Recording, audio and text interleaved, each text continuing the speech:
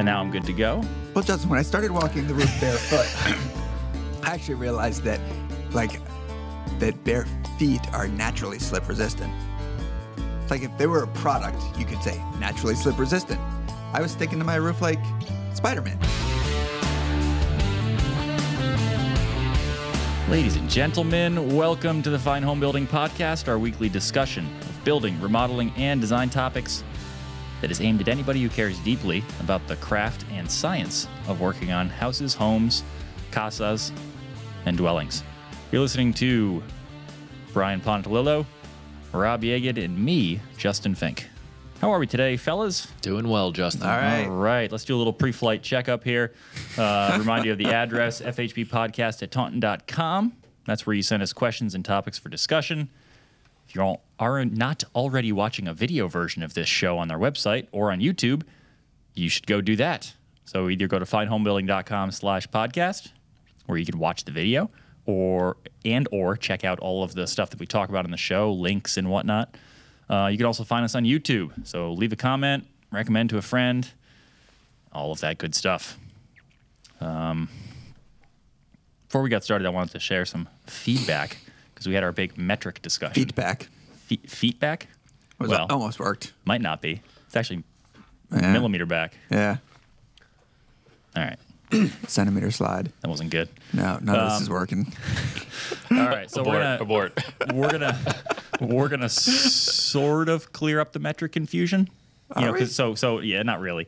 So Sounds like it's more confusing elsewhere. was it last episode? It must have been 2 episodes ago. We were talking about metric and we were talking. We were curious. We threw a question out to the audience for people that are working in metric. How do you guys discuss things? Like, how are they sold? How, is it 2x4 or 2x4 and whatnot? Jeff, after the show, Jeff sent me a picture that he had in his phone it was a Home Depot in Canada? Yeah. And what did it? In Quebec, yeah. And what did the label say? It was like 2x8, pressure treated. Yeah. But it was all, it was 2x8 by 12 or whatever it was. But it was in standard. Yeah. Yeah. So Kevin wrote to us from Canada. He said, just a quick note regarding metric usage in the building trades in Canada. The short answer is that we do everything exactly the same as in the U.S. Measurements, nomenclature, tools, stock, it's all done in feet and inches. I believe that some materials such as wire are sold in meters, but you will not find any electrician here calling out in metric measurements. It's true that gasoline is sold by the liter, which the U.S. did for a short while as well. People call their heights and weights in feet and pounds, but Celsius and liters are used over Fahrenheit and fluid ounces. Much like you purchase a 2-liter bottle of soda in the U.S., we are hybrid, but even a little more so. And then he said, keep in mind that Canada is a huge trading partner and supplier of lumber to the U.S., so there's no way we would export anything other than the imperial-sized goods. All right, so I'm thinking, I read that email, I'm going, all right, that settles that. And then I got a second email from a guy in England. And Mike writes, I'm a carpenter from England, mainly working on old oak timber frame buildings, some dating back to the 12th century. The 12th? We talk about old houses here. Yeah, hard stop there. Yeah. When I read that sentence, I was like, this guy's got a good gig. I trained as a green oak timber framer, and in this field, I tread the sometimes opaque line, as do most carpenters, a.k.a. chippies, in the UK, of using imperial and metric measurements. Let's also do a hard stop there, that in the UK, you're called a chippy if you're a carpenter. I like that. It's definitely an odd one because everyone will refer to timber cross-sections in inches, 4x2, etc. And he notes, we say it in the reverse order. Mm-hmm. So 2x4 is a 4x2. And but the length is in meters. So basically they interchange. So if you were doing work that requires a level of good accuracy, you would use millimeters. And he said, so it gets kind of confusing. I think was this a guy that, I don't have this note here, but I swear that he was the guy who said that halfway through like a measurement, he has, they'll switch to, oh yeah, he does have it right here. So it's 4x2, but the length is in meters. So they'll actually switch back and forth between the two. So you'll have I can't wrap my head around that it's totally normal for them, but to start in one measurement and then switch to the other all within the same, like 2x4x8. Doesn't sound like a good it's like idea. a 2x4 by, whatever it is, 200. 2x4 meter, whatever the hell it is. He also sent us a picture of his tape measure, and he said, our tape measures have millimeters on one edge and inches and fractions on the other, which makes things easier. And Jeff says he has one of these. I kind of want one. And that'd be really cool, especially for cabinet work and that kind of thing, where you have to sometimes switch into millimeters. Sometimes you get some European products that want you to work in millimeters, and so it's nice to have something, a handy conversion tool. Maybe it wouldn't be your everyday go-to, but... And I also like the idea of switching to millimeters for precision work. That's kind of cool because the system is so much easier to divide and think about. So for what it's worth, that's what's going on in the world. I feel like all of the cabinet hardware I've ever gotten has required me to measure some things in millimeters rather than... Well, because most cabinet hardware works off that European system. What is it, 30 millimeter standards, where everything is at those preset distances. Right. I mean, they're called European cabinets, like a Euro-style cabinets, like frameless cabinets. That's what they are, Euro-style. But now they have those hinges available for overlay. And, that's right. Yeah. Yeah. Confusing stuff. How are we building anything? It's a miracle. All right. Before we go to questions, I wanted to get an update from Rob, because he did a 5-day push last week. I did a big push on his upstairs on the addition. remodel. I've taken a total of 2 photos, perhaps. Yeah, Entire remodel. Yeah, I took a couple days off last week, and just got into that zone. Long days, consecutive days, which is very rare. What was the goal to get done in the 5 days? The goal was to essentially be done to the point that it was Memorial Day weekend, so we had Monday off, and I had flooring installers coming Tuesday morning at 8 o'clock in the morning to install carpet in the 2 bedrooms that are up there. So the goal was to be ready for all of that. So that meant getting the hardwood. Well, I mean, I did engineered maple flooring in the hallway. He'd asked that be done first. So had to get that installed. Had to make some custom nosing. I would have been like, can I just put the transitions in the doors? Because isn't that all you really need to install carpet? Like, and then just punt the rest? Yeah. So had to make some custom nosing for the stairs, around the stairs that planed out with the engineered flooring, just the way that my baluster was going to land. Oh, so you had to buy pre-finished maple, but you couldn't buy pre-finished nosing to match it? You had to make your own? I could have, but I decided not to, based upon the direction that my floor was landing or running, in terms of it was running perpendicular to the baluster, to the stair rail. And so I didn't want those balusters, because the width on the nosing would have meant that each baluster was landing in the engineered floor on individual floorboards, and I wanted to land into a continuous solid piece. But they didn't offer that? No. It wasn't wide enough? Well, it was also, I had a unique, as a remodel situation, and I had some thickness issues and width issues where that handrail is going to die into the wall. So that would have looked so lame if you had balusters landing on individual boards. Yes. Ooh. Yeah. So that took some fussing. So anyway, got the floor in. Then how's your back feel? It was all right. That flooring zeroes me out. Really? Like, yeah, that's where my back really screams at me. If I start doing that for too long, I have to lie down in the middle of the floor on my back and just moan for a little while and then get back to work. I'm not built like one time Chuck Bickford, who used to work here. We used to talk about this guy. He was out for an article shooting photos of this flooring installation, and he's like, I swear this guy that I met was the perfect flooring contractor, because like he could bend over completely from the waist, and he had these super long arms, so he could just bend over and his arms like just free swung right down to, like he could grab the next board and slide it, like he wasn't even working. And I feel like the floor is so far away from me when I'm bending over. It's just painful. Funny. So I got the flooring in, got all the doors hung, got all the trim in, all the base and all the window casing, door casing. Got a coat of paint on that. There's a coat of paint on the walls. Got the hydronic baseboard in. Holy cow. He's getting He there. got a lot done. So yeah. He's getting there. Meanwhile, we got a picture from Brian who's cleaning leaves out of his gutters on the roof with no shoes on for some reason. Yeah, that was an Why- interesting. So here's the thing, though. Brian does not send text messages. I know. Ever about I know. anything. Random Saturday morning text message. Were you impressed that he is up on the roof with his phone? Are these OSHA compliant?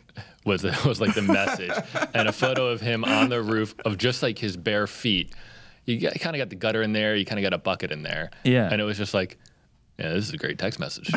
But here's what really confused me about it is what are you doing out in the yard? Like what series of events happen before you're up on the roof where you end up there without shoes on? Like, are you I can just like, tell you all right, guys well, how I all want of to this guess. unfolded. I want to guess first. This is what I'm guessing. All right. I'm guessing that Brian woke up early, Of course. 3 a.m. or whatever time he gets up. 4. Yeah. Did his morning ritual, his routine, but Yeah. at some point he probably grabbed a cup of coffee and went out back right And in the looked. patio. And while he was having that cup of coffee, he was still kind of in the sweats, no shoes or socks on, sipping the coffee, looking up at the trees, noticed a leaf overhanging the gutter, and said to himself, you know what? I haven't cleaned those gutters in a while. Put down the coffee. Immediately got the ladder and a bucket, the closest bucket that he could find, and then just got up there and got it done. But he had to But you he had to walk to the shed to get the ladder, which means he was Yeah. walking across the yard. There were several opportunities where he was going, "Hey, I'm still wearing no shoes here," and then Yeah. he would put his first bare foot on the metal rung of a ladder, which is just makes like my arches are aching just thinking about that. Yeah, weak arches. And then you go up onto it's true, and then you go up onto an asphalt roof with no shoes on. Like, it's all right. So tell us what's going on. Well, you guys are missing one key component. Is that you also mentioned, surprising that I sent a text. Why did I have my phone with me? Exactly. And of all Why things, did Brian have his phone Of with all him things, on the why did roof Brian on have a his Saturday phone morning? on the roof? Because he thought, you know what, I might put I might step on a nail, I might break my feet. So I might get stuck up there. Did you I call guess, somebody? Yeah. Well, He wouldn't have cared. He would have just stayed up there. The day started as Rob has described. Yes. I was in sweats. I was outside drinking coffee. It's almost like Rob was there. It's almost like Rob was there. I said, Suspicious. I'm going to mow the lawn. Oh, yeah. This was Monday morning. One thing that I do regularly is listen to music when I mow the lawn. It's like par for the course. I've been doing it since I had a Walkman in the 1980s, Sony Nice. Walkman with a tape So deck. there's the phone. Yeah. So I was listening to music. Yes. I was wearing my Crocs, Yes. mowing the lawn. Perfect footwear for Perfect footwear for mowing a somewhat wet lawn. Crocs are the perfect footwear for everything. Yes. When I finished mowing the lawn, I decided I did see some debris on the roof, as Rob said, and I decided time to clean the gutters. Got to do spring gutter cleaning. Yes. So I brought I did walk behind the shed, got the ladder, erected it in the back of the backyard, Very formal. climbed the ladder in my Crocs, decided as I was stepping on the roof to take the Crocs off. Right, because you were doing the thing on the roof where your foot is sliding outside of the shoe and you felt like Right. you were So unsafe. that's the moment where you realize that Crocs are like just terrible. Terrible footwear for most things. for being on a roof. Okay. So I slipped them off as I got onto the top of the roof. I left them at the eave to be there for when I came back. So Yes. you trip on them. Perfect and then, placement. And then as I was cleaning the gutters, kind of hanging over the edge, cleaning the gutters as I do sitting down. It's a pretty easy job in my place. It's low because the slope. roof is low slope, and I was grooving to some tunes. I thought, this is kind of funny. And that's when I decided, my phone's in my pocket. I'll take a And I picture. thought to myself, I do never do this. And Amy often reminds me that it's actually a good way to connect with people once in a while these days. She's like, Brian, just make a connection. Send a fun text to connect. If for no reason, I just love Amy. Make a connection with people. So I thought of Amy's words ringing true. She was actually away, but I thought of her words ringing true. And I said, all right, I'm sending these guys a text. I felt very connected. Did you, Rob? No. No, I felt real disappointed. I was like, I had like this idea of who Brian was, and he sends me this text message, and then the whole perception of his being just goes right down the gutter. Well, did that barefoot on the roof Let me ask you jive with your this. perception of my being? When you had the Crocs on, you know how there's a little strap? Did you think to yourself, I'll just flip that little strap to the back over my heel, and now I'm good to go? Well, Justin, when I started walking the roof barefoot, I actually realized that bare feet are naturally slip resistant. Like if they were a product, you could say naturally slip resistant. I was sticking to my roof like Spider-Man with my bare feet, even though it was Jeff. Yeah, you know what you're gonna do with that soundbite. even though it was There's the intro of the show. slightly wet that morning. Anyway, we should probably move on to something a little bit more practical. Why? This is the best thing that's ever happened on the show. Can we have that? I have the photo, Jeff. I'll send it to you. Yeah, we got the photo. All right. Jared wrote to us, "Hey Brian and others." Again, well, I don't know what this is, Jared. Why it starts with "Hey Brian"? I love it. Yeah, and Brian, others. Brian's not the host. And the other guys on the show. Yeah, other less relevant hosts. Already the best letter we've ever gotten. All right, we're going to let Brian answer this one then. Hey, Brian and others, thought I'd contribute to giving you guys yet another chance to talk about ventilation. Hang with me. Hang with me, Rob. I recently had a detached, unconditioned garage built, without Bonfig walls, by the way. There is no insulation in the garage, but it is drywalled, taped, and mudded. The garage has soffit vents and a ridge vent for venting the roof space. My concern pertains to the usable space that is drywalled off and contains no other ventilation aside from the service door and garage door. Shortly after the drywall was mudded, the usable space felt overly humid and arose my concerns. Should there be some vent louver that allows moisture to escape from the usable space into the attic? I live in Madison, Wisconsin, and I'm thinking about ice and snow in the winter. Wind-driven moisture shouldn't be a problem given the roof and siding. Blah, blah, blah. Thanks for the banter and the advice. All right. Go for it, Brian. Good question. It's a great question, and it's not what you'd expect when he sets it up as ventilation. I don't think. What you talking about? Oh, you're saying you don't think the solution is ventilation? I don't think the problem is lack of ventilation. Is lack of ventilation. Well, I'll just start with what I see here, and maybe some questions that I have. Good stall tactic. Yeah, Stall. it's always the best to answer a question with more questions.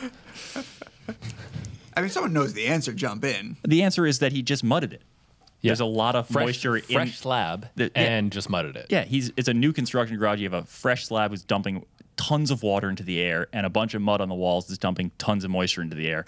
It's just humid because of that. Correct. Let it completely dry out. Correct answer. And it won't be a problem anymore. Move on with your life. Jared, that is why you address your question to Rob and I, not Brian. But go ahead, ask him some more questions. Yeah, Well, go no, ahead, I mean, Let's make it if he complicated. really finished mudding, if he really sent the question that quickly, then sure. I would have thought that maybe he would have waited a little while to see if this was an ongoing problem. Oh, so now you're insulting. Shortly after the drywall was mudded, the usable space felt overly humid. Yeah. All right, wait a little while, see what happens. It's a dynamite question because he gave us that piece of information that we would have been spinning around and around if he didn't say that. Should he run a dehumidifier or just So let's talk about that because we rock talk and a roll. lot about super tight houses. And I know Mike Gerton, when he did the pro home, the first pro home we did was 2015 or something. Mm-hmm. And he found that with all the drywall work going on and all of the kind of, because the house isn't dried in for a lot of the time while you're building. So everything's getting rained on, everything's soaking up water. Then you close it all up, and especially in an ultra tight house, you're really making it airtight to the point where you got that envelope really buttoned up and you're doing your blower door test. There's not a lot of movement going on. So all of those materials that are drying, the moisture has nowhere to go. And he found that it was crazy He's how much pulling moisture. like 15 plus gallons of water a day out of the air so through he- multiple dehumidifiers. So he just had dehumidifiers going all over the place in the house while he was still working on like finishing the drywall and some other interior things. And to us, it was a great kind of, it was one of those things where you go, oh yeah, like I built this thing super tight. Now this is going to be a problem I have to think about is getting that huge spike in moisture out before it kind of normalizes and goes back down to whatever it's going to be. And I don't think, I guess at that point, the ERV and all those kinds of things had not been installed, right, Rob? Correct. Like he didn't have it his ventilation wasn't system. operational, yeah. But I wonder if it had been, could he have just turned that on? And Maybe, but it I wonder if seems like it wasn't designed for that, It wasn't designed to really handle that Yeah, he much. had 2 or 3 dehumidifiers running, like one on each level, I think. Yeah. So I was concerned. Sorry. So I mean, I guess I'm bringing it up because that would be an option. But also, I mean, it's a garage, so open the door and just dry out as much as you can when you can. I think. Sure. He said something that was, should there be vent louvers that allow moisture to escape from the usable space into the attic space?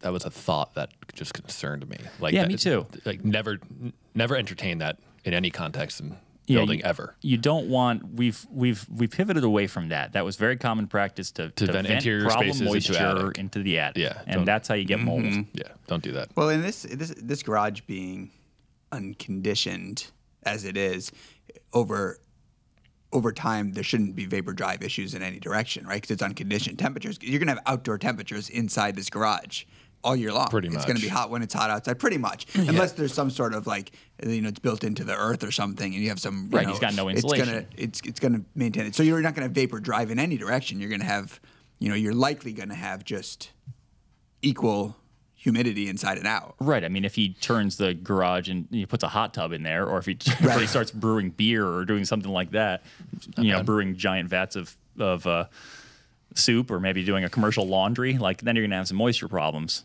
that you're gonna have to worry about. But it's a garage otherwise. Right. Come on. Open the door, wait a little while. Speaking of ventilation, it is flipping hot in here today, Jeff. Yes, it is. I have to cut this podcast short. I'm too hot to think straight. That corduroy shirt you're wearing. I know. I gotta get some summer clothes. Durable paint. Scott writes to us, "Good sirs, we are doing a full reno of our 1950s split and are trying to make sense of the paint world. We have 3 rambunctious, crazy boys under 6, and durability of the paint finish is very important to us. What can we do to prevent sticks, balls, and bodies from destroying our walls, trim, and even the ceiling?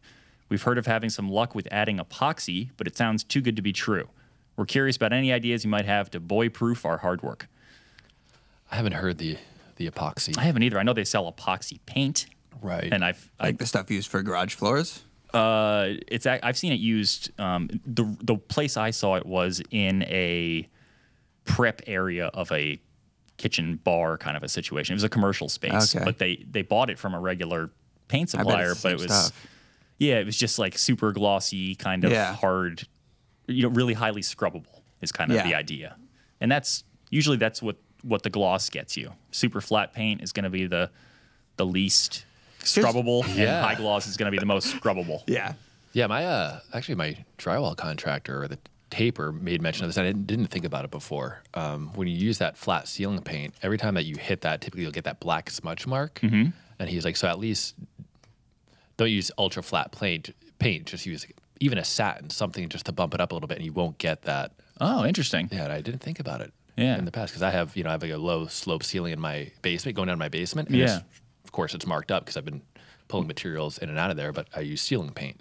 And so he's suggesting that if you just add a little bit of gloss to it. Well, yeah, the higher the gloss, the harder the paint. Right, but you also won't get the black marks, on the ceiling. So is he suggesting that you buy like a 5-gallon bucket of ceiling paint and then just add like a gallon of gloss, regular white paint to it? Or? That's not what he's suggesting. I think he said just go up to like an eggshell. I wonder if you or satin. Can you buy eggshell or satin ceiling paint, or do you have to just get 5 gallons of paint at that point? Just get satin white paint. Yeah. Well, I mean, ceiling paint's cheaper. It's just cheaper. Yeah. Ceiling paint is just flat paint. Flat paint. Right. Right. Yeah. This isn't I see this as not so much a building question as it is a parenting question. Oh, God. Scott, Brian. if your worst your 3 rambunctious boys do over the years is mark up your walls a little You're bit. doing good. You're doing great. Get on with your life. Fix it up when they leave, when they move out. All right, that's fair enough. But I'll go with that. High gloss paint is good. It sounds like he's already got. It doesn't mark as easy and it's more washable. Yeah, it sounds like he's already got drywall up, but there are really dent and abuse resistant drywall options you can get. There's that. Who made that? Is it Certainty. It's called Habito, I think. That was Certainty? I believe it was a Certainty product where it was like you could right. use it in. I mean, you could do your whole house, but it's I think because we used it in the first year in that pro home, and it was like you could use it in the stairwell, you could use it in the garage or a mud room. Yeah. Places where doors are going to be hitting and people are going to be banging. Yeah. Yep. Also, you could think about adding like a wainscot or something, like a paneling on the lower half of the walls. That can take a much better beating than drywall. Padded walls are good for rambunctious boys. Not only saves the walls, but it protects their bodies. You could lock them outside. My parents used to trick me into, because I had 3 older brothers, it was, let's see how many times you guys can run around the house. No, not bad. And we would always fall for it, be like, I can totally run around the house, and then you'd be exhausted after and Pass out. Yeah. Yeah. Teach them to paint. Teach those boys to paint. get them started on spackling walls. Yeah. Oh God. All right, you guys want to do? I do. Let me tell you one. More parenting advice from Brian Pontolilo. No, just a kind of a funny story. I worked for the first contractor I worked for. One of my first jobs when I was in high school. He started his career as a contractor. Is this the burn pile guy? No. Oh, okay. When he was in college, and he found that he could make quite a good amount of money fixing holes in the walls after parties at all the off-campus housing. He learned how to repair drywall, and that was the first event that led to him becoming a builder. That's brilliant. That is brilliant. Yeah. I'm actually reflecting on All the holes you put in walls. not that I put in necessarily, but yeah, there's lots of holes in walls Yeah. for some reason. Yeah, it's mostly just patched holes. It always gets in those there. off-campus housing. It's all one big patch.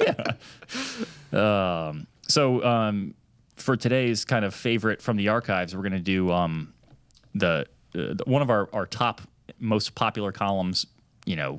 For years and years, always is tips and techniques.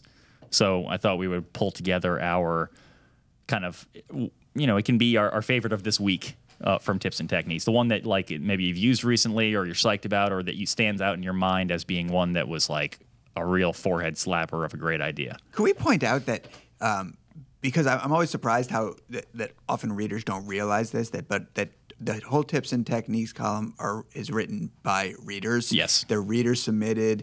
They come to us in all different forms, handwritten, typed over, via email. We get them on the website. But for all these years, they've just been little smart ideas written by readers and sent in to us with a photo or a little drawing so that Chuck Miller, former editor, can illustrate them. And so if you got tips, keep sending them. Yeah, send them in. And before we started the show, we were just kind of chatting about the tips department, and I felt like I wanted to clarify. I feel like tips fall into two buckets for me, and it's one of those buckets is not useful to me, and the other is really useful to me. And so here's how I think about it, because we get a lot of tips, and you guys will agree with this, I think, that are kind of they're like you didn't have the right tool. And so here's a workaround. Like or hacks. the right material. Like it's like a hack. Yeah, like I forgot this thing. I needed a wrench. Yeah. Don't have a wrench on hand, so I'm going to make something else or do something else. Like to a certain extent, those kind of things help. Like I'll give you, for instance, like structural screws, like little like timber locks and those kind of things. They have like a star drive head. If you lose the star drive bit, which I've done and gotten stuck, or I forgot it, and I have to drive these screws, you can use a big Phillips bit, and it will engage in there and lock into the threads, and you can use a large size Phillips bit to drive those screws. That to me is like, oh, that's a cool thing to have in the back of my head, and I've used it, and it saved me from having to go out and buy a new bit because I forgot it at home or whatever. So that's one thing. The other kind that I find more useful are like the creative jigs or setups or whatever that are just kind of to up your efficiency or to solve some problem. Like mine, for instance, is it's sort of a portable table saw outfeed support thing, and it's a pair of doors, like flat slab cheap doors with hinges between them, so just two doors that hinge, and you hinge them up flat and lay them on sawhorses. And there's a notch cut out that you can put your small portable table saw into, and it just rests. It slides into a pocket, so that the work table, it's a huge, becomes a big work table, and it's the outfeed for your saw, and you don't need a saw stand. And I know a lot of people have portable saws on stands now. I don't love that style because they're huge. Yeah, and they're so heavy. I mean, we used to joke that, the only thing now that's defining portable versus not portable saws is just that they have wheels. The wheels. Because they're so heavy and huge.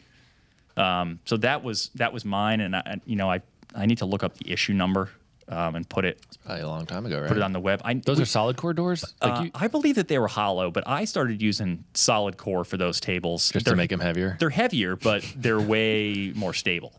They're really dead flat. You can hammer on them. You can clamp on them. They don't they just, it's worth the more money and the more weight for me to do that. And I believe that this was a video. I think that at some point this tip got dug out from the archive and made into a tip video with Kevin Ireton or Chuck Miller, one of those two guys. So I'm sure we can dig up the video and put it up there too. So that the fact that you said the video, I know that Kevin illustrated one of these tips that I thought was actually pretty cool in terms of managing like coil flashing, like a big roll of coil flashing. Yeah. Where, like if you only need a foot off a long roll, I mean, that could kind of, once you cut that banding, it kind of springs open, So what he had done was, or a tipster wrote in, is that they cut a slot in a 5-gallon bucket. Yes. And then they put the whole roll of flashing in the bucket, cut the bend, and then just have it kind of spiral and spring open. And then you could feed the lead end of that through that slot. And then you could just make cuts off that, and everything is like kind of contained and nice and tidy and protected. It's not going to get bent, all that kind of stuff. And I'm gonna riff on that for mine because go for it. There was a tip again with coil flashing. There was a tip for bending it when you didn't have a brake or needed a length. I've used that so many times, and I thought for sure it wasn't going to work when I used it, and then I loved it. I used it so many times. You take a piece of plywood. 1/2-inch plywood would probably work. I probably use 3/4. You with a jigsaw, you cut the profile that you need into the piece of plywood, and you just take that coil stock and you just get it in there. The first one, when you're first getting it in there, is a little tricky because you don't have any bends in it. You don't want to put any big creases in it yet, but you get it in there, and then you just start feeding it through. And you just start pulling it through. Where do you attach it, though? I mean, because you have to like put it into a stud wall or something that will really support it, so you can yank on it. I think when Chuck illustrated it, he attached it to his deck rail, and I think I did the same thing on my old deck that no longer exists in the back of the house. I think I screwed it. I took the flashing around to the back, screwed that template onto the deck rail. Or you could clamp it. I mean, you just need something something resistant. I think I recall too. He tried it a couple different ways, and he was just using he was just creating a basic L, Right. And so he drilled either to start his jigsaw, but he drilled small holes at each, at the 90 and at each end, and that allowed him a little bit more flexibility to fit those tabs in, or the corners of the stock, and then just pull it through. I saw that tip not recently, maybe a year ago on Instagram. Some young buck was, claiming it as his own. I was like, dude, you probably picked that up out of your father's Fine Home Building magazine. Yeah.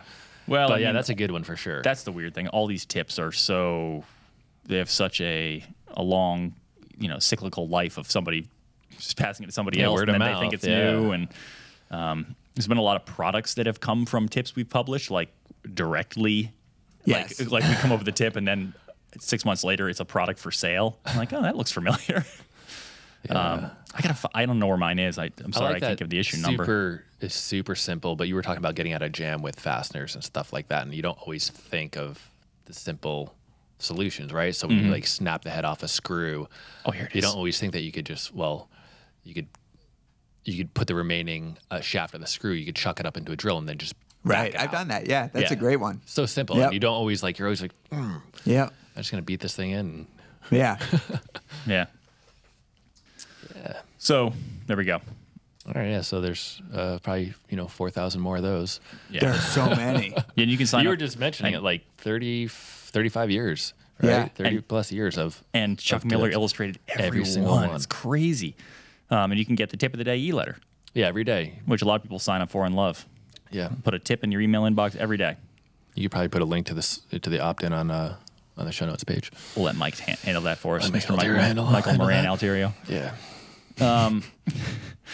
Question 3. I purchased a set of plans for a new shed, and for the foundation, the author recommends not to stack more than 3 4-inch concrete pavers, because stacking more would lead to problems with stability.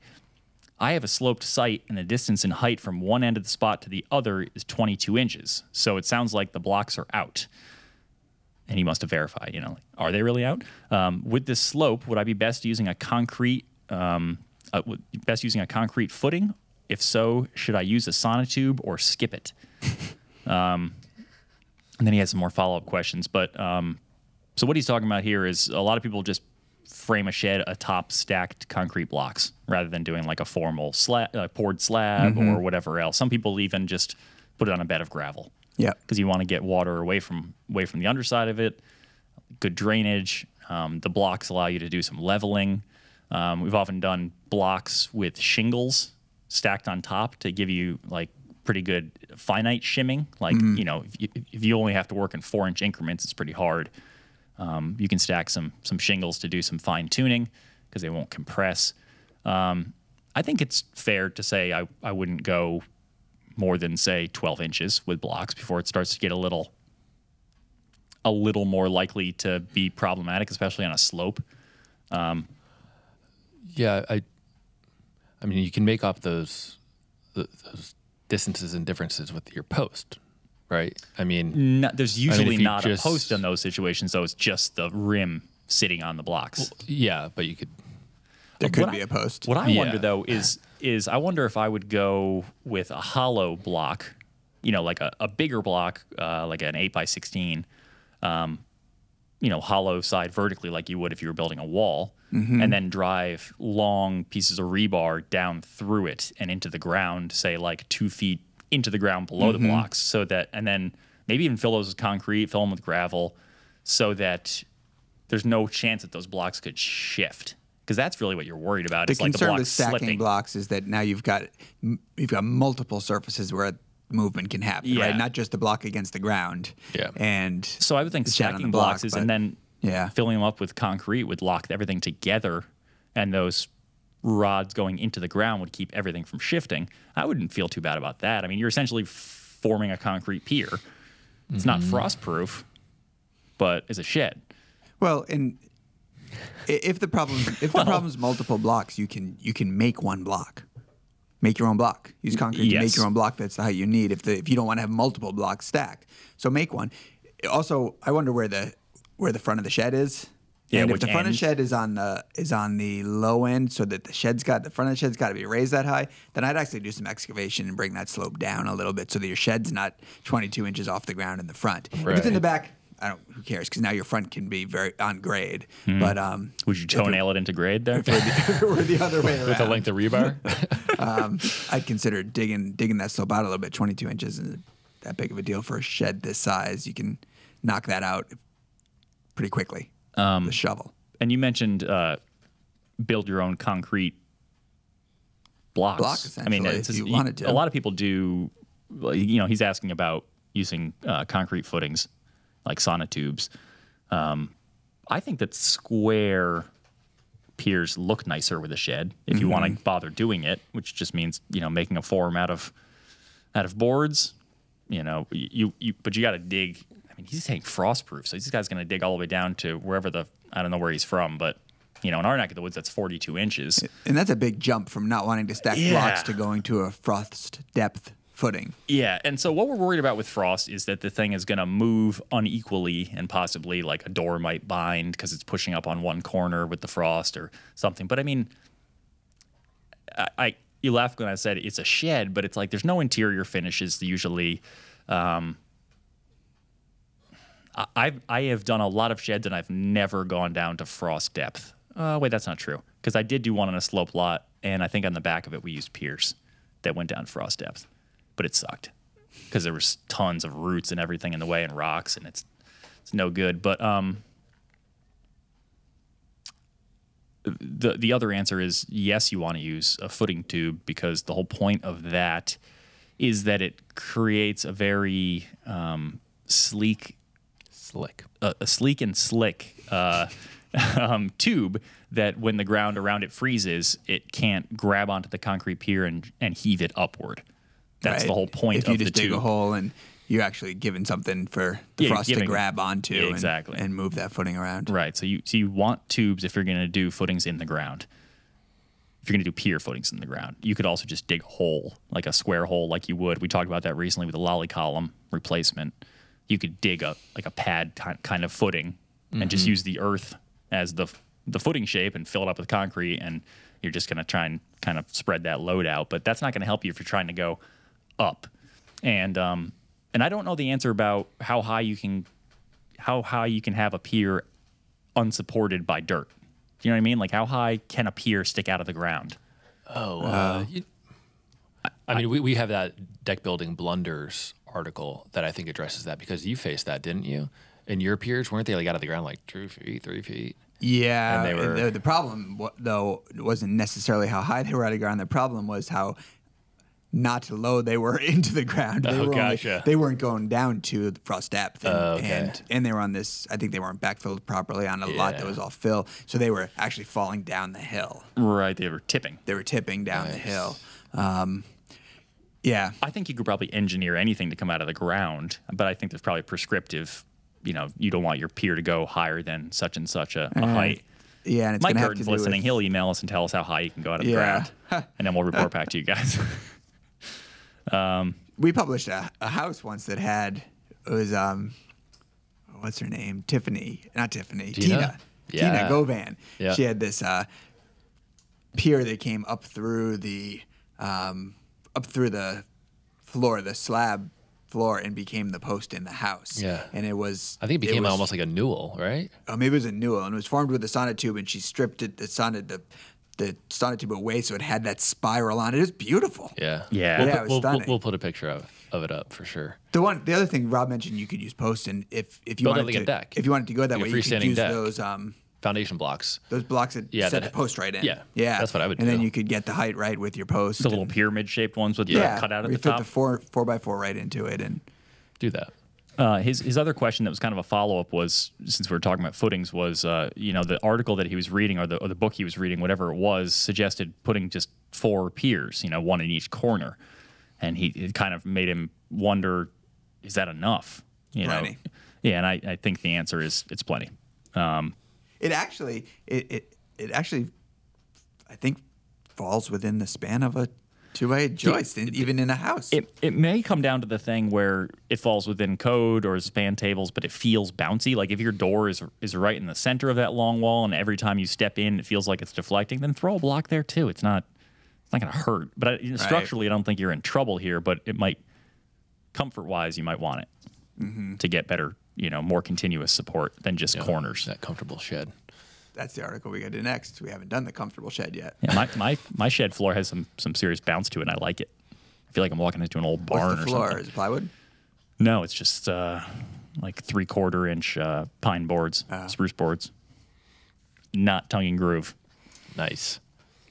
It's holding up. I got my tractor in there. It's fine. I got a question for you guys because I'm thinking, speaking of the yard and the shed and stuff, I'm thinking about, you know, I did some garden planters, and it's getting to be tiresome to drag the hose really far all the time out there and then wind it back up again. You mean like raised beds? Or? Yeah. Oh, okay. And you know, I planted some trees and I'm trying to water them every day, and it's just kind of raising this. It's not like it's a huge hassle in the grand scheme of things, but I wondered about just running a water line out to a post, like a 4x4 post with a spigot on it. And, you know, I started thinking like you could do it easily with PEX tubing. And if it was just a seasonal thing, could I get away with just burying it below grade and then just like at the end of the season, shut off the water in the house so it's not being fed, and then just include a port so that I could maybe stick like the blowgun from an air compressor at one end and just blow That's the what I was water wondering out. how you're going to drain it, but Well, you that's blow what it I'm- out. I don't know if it would be like, how far would that really work before it's like, oh, this idea is not gonna do anything. I think you should report back next spring. I think you should. PEX is pretty hard to burst. I think you should scratch that plan, and you should install a couple of rain barrels and soaker hoses, and you just get home from work and you just open the valve, and you let those soaker hoses wet your raised beds, and then an hour later you go out there and you shut it. Gravity like fed. build a platform behind your garage with the rain barrels. Just, all it's got to be is a little bit higher than. Yeah, but your rain barrel taps into your gutters, right? Yeah. I mean, so I would have to have that situation. It's not like you don't can just have put a gutters? barrel out in your yard and it's going to catch enough water to really be useful. You know, it's Yes, Justin. You can't just put a Well- barrel in the yard. well, a lot of If there's a that were lot the of case, you could just let the raised beds catch the water when it rained. Well, that- idea. Well, no, that's actually not true because This is all that storage. water that land. Yeah, exactly. It doesn't give you any storage, Brian. There's a lot of farms near me that have little garden plots, and they do exactly that, just barrels. Yeah. So a lot of gardeners use that method. Thank you very much. All right, I'll report back. That's all Okay. we got for this week. Oh, by the way, I know that I had said we were going to have an interview this week, but we ended up pushing it out. So you're going to have that in a few episodes. Sorry for the the misleading message last episode. Did you say who you were going to interview? We're interviewing a gentleman from LP, and we're going to be talking about engineered products, like just in general. Interesting. I had a bunch of questions, and I wanted to pepper them about, like how do you make these things? Where does what are the standards that go into them? How do you separate one product from the next in terms of like how do I shop for this? What's a quality engineered look like versus not, or are they all the same? Those kinds of things, because we're seeing more and more of it, and I just want to understand it better and what goes into it and how to fasten it and all that stuff, working characteristics. So we're going to dig into that soon. I think it's going to be next month though. So that's it for now. Findhomebuilding.com/podcast is where you're going to find our links to those tips we mentioned, some photos, and you can watch a video portion of the show and send us questions for next episode at fhbpodcast@taunton.com. Until next week, this is Justin for Brian and Rob saying keep craft alive and happy building.